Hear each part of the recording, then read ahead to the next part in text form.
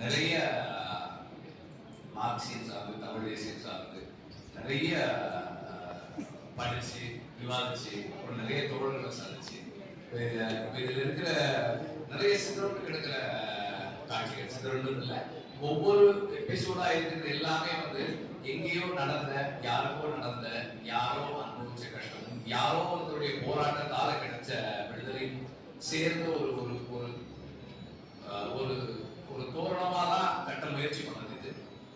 And இதுல பாத்தியார் அப்படின்றவர் வந்து ஒரு தனி மனிதன் கிடையாது. இந்த மண்ணுல ஒடுக்கப்பட்ட மக்களுக்காக உழைக்கும் மக்களுக்காக போராடின பல முகம் தெரியாத வெளியே தெரியறத பத்தி அக்கறை இல்லாத பல தோழர்களுடைய உருவகம் தான் அந்த வாத்தியார்.